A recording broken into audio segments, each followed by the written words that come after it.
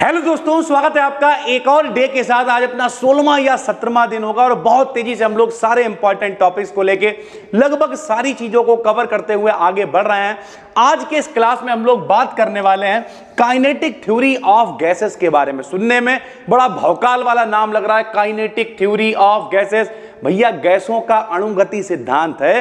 कक्षा 1 में पढ़ाया जाता है कि भैया गैसों के अणुओं को जिधर भी गति मिलती है उधर वो चले जाते हैं। यहाँ सिलेंडर ला के रख दें, खोल दें, पूरे मोहल्ले को पता चल जाएगा कि भैया सिलेंडर कहीं पे लीक हो रहा है। क्यों? क्योंकि गैसों के अणु अंधाधुंध गति करते हैं। यही तो गैसों का अणुगति सिद्धांत है यार। अणुगति करते हैं, यही सिद्धांत है। तो इसके मेन पॉस्टुलेट्स यानी मुख्य अवधारणाएं क्या क्या होंगी, आइए इन पे बातचीत करते हैं। सबसे पहले पॉइंट नंबर एक gas large number of टिनी particle से, टिनी मतलब छोटे, यानी जो कोई गैस होती है वो बहुत छोटे छोटे पार्टिकल से मिलकर बनी होती है, जिन्हें हम लोग क्या कहते हैं, मॉलिक्यूल्स कहते हैं। जैसे मेरे भाई ये क्या है, O2 मॉलिक्यूल है यानी ऑक्सीजन गैस का। ये क्या है, N2 मॉलिक्यूल है। इस तरीके से ये क्या है, H2 मॉलिक्यूल है, hydrogen gas, oxygen gas, nitrogen gas. ऐसे बहुत सारे मॉलिक्यूल्स आपस में मिलकर एक गैस बना देते हैं भाई, सीधी सी बात है। तो एक गैस जो है वो लार्ज नंबर ऑफ टिनी मॉलिक्यूल से मिलकर बनी होती है, जिसे हम लोग क्या कहते हैं, मॉलिक्यूल्स कहते हैं। मॉलिक्यूल्स का वॉल्यूम गैस के टोटल वॉल्यूम की तुलना में नेग्लिजिबल होता है, यानी क्योंकि गैस का वॉल्यूम बहुत ज्यादा होगा। क्यों? सिलेंडर खोल दिया, गैस पूरे में बिखर गई, तो अब पूरे मान लिया इस कमरे में बिखर गई, इस हॉल में बिखर गई, तो जो गैस का वॉल्यूम होगा वो इस हॉल के वॉल्यूम के बराबर हो गया। लेकिन गैस का जो अकेला है वो तो बहुत छोटा है भैया। तो जो गैस मॉलिक्यूल्स का वॉल्यूम है वो पूरे वॉल्यूम की तुलना में नेग्लिजिबल ना के बराबर होगा भाई, ठीक है। गैसेस मॉलिक्यूल्स लगातार रैपिडली मोशन की स्टेट में रहते हैं। सभी को पता गैस के अणु हैं तो लगातार गति तो करते ही रहेंगे, मोशन की स्टेट में तो रहेंगे ही, तथा एक दूसरे से एवं कंटेनर की वॉल से टकराते रहते हैं। कंटेनर का मतलब क्या, जहां पर भी गैस गति कर रही है। जैसे अगर इस हॉल में गति कर रही है तो कहां टकराएंगे भाई, इस दीवार से टकराएंगे, ठीक है, इस छत से टकराएंगे, इस मेज से टकराएंगे, इस बोर्ड से टकराएंगे, ऐसे ही टकराएंगे ना। तो जब गैसों के अणु गति करते हैं तो वो लगातार टकराते रहते हैं भाई, ठीक है।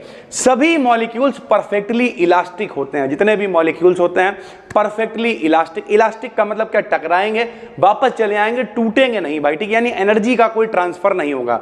तो सभी मॉलिक्यूल्स परफेक्टली इलास्टिक होते हैं, अतः एनर्जी का नेट लॉस 0 होता है। कोई ट्रांसफर नहीं एनर्जी का, टकराया वापस कूद रहे हैं, मजे ले रहे हैं, इस तरीके से जब ये आपस में कोलिजन करते हैं एनर्जी का कोई लॉस नहीं होता है। गैसेस पोटेंशियल एनर्जी नहीं रखती भैया। पोटेंशियल का मतलब होता है स्थितिज ऊर्जा, रुकना। तो गैसों के अंदर स्थितिज ऊर्जा नहीं होती, गतिज ऊर्जा, गति करते रहो, अंधाधुंध गति करते रहो।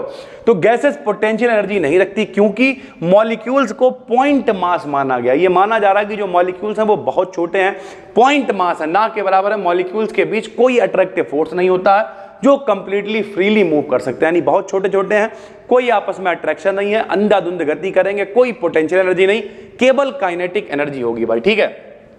मॉलिक्यूल्स पर फोर्स ऑफ ग्रेविटी भी नेग्लिजिबल होती है, यानी जो गुरुत्वाकर्षण बल है वो भी मॉलिक्यूल्स पर ना के बराबर काम करेगा, इतने छोटे हैं भाई वो, ठीक है।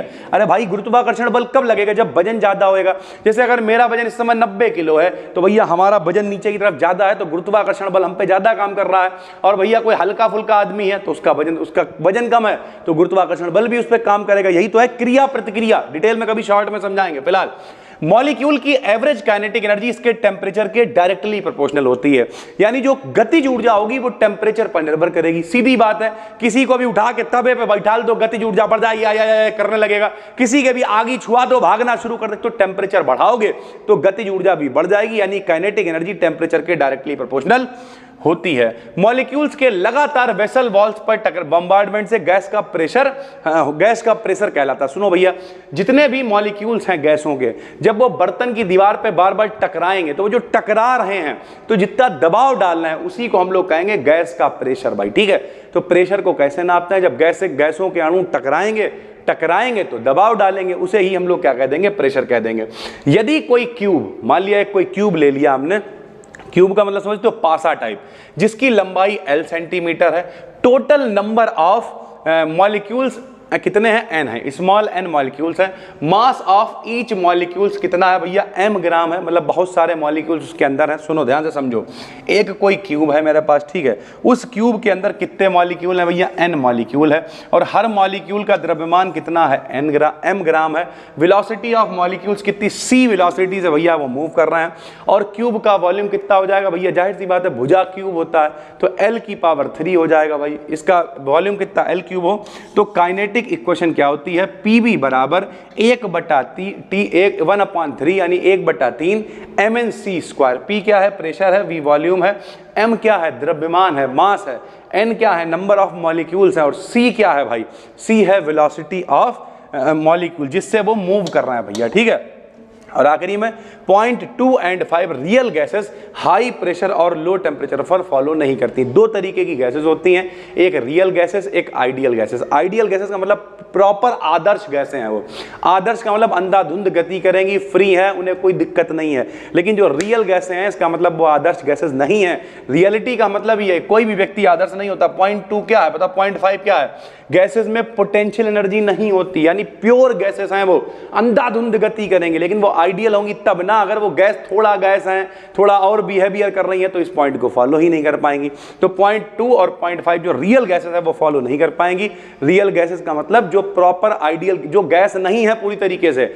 आइडियल गैस का मतलब जो आदर्श गैस है, मतलब गैसों के सारे गुण उनके अंदर है, वो ये सारे पॉइंट को फॉलो कर लेंगी। तो ये है काइनेटिक थ्योरी ऑफ गैसेस, जो रियल और आइडियल गैस दोनों से रिलेटेड दी गई। बस पॉइंट नंबर 2 और 5 जो है वो नहीं फॉलो करती हैं। कौन सी गैस है, रियल गैसेस। आइडियल गैसेस के लिए पूरी थ्योरी बिल्कुल ठीक है भाई। पहली बार देख रहे हो, चैनल को सब्सक्राइब कर लो। आज डे 16 या 17 होने वाला है। अभी हमें निकलना है 11:30 बजे और लगभग 11 बज भी गया है, तो फटाफट से इस वीडियो को अपलोड करके हम निकलेंगे। टेलीग्राम चैनल ज्वाइन कर लो, BDKDN BSc नाम से टेलीग्राम चैनल है। 50,000 से ज़्यादा लोग वहाँ पे जुड़े हुए हैं, तो टेलीग्राम चैनल को जरूर ज्वाइन कर लो। वहीं पे सारे नोट्स PDF आप सर्च करोगे उसमें मिल जाएगा। बाकी दोबारा से भी हम सारे नोट्स अपलोड करा देंगे, इकट्ठे बैठ के एक दिन, टेंशन लेने की जरूरत नहीं है। इन क्लासेस को देखते रहिए, डिस्क्रिप्शन में लिंक है। आपको लगता नहीं सब कुछ हमें एक जगह चाहिए, तो भैया कोर्स आप ले सकते हो। 351 रुपए का कोर्स है, जहाँ पे सारी ये नई वीडियोस, पुरानी वीडियोस, पेपर एनालिसिस, PDF सब वहाँ पे पड़ी रहती है भाई, ठीक है। तो जैसा आपको ठीक लगे वैसा कर लो। हम मिलते हैं आपसे एक और वीडियो में, तब तक के लिए धन्यवाद, थैंक यू।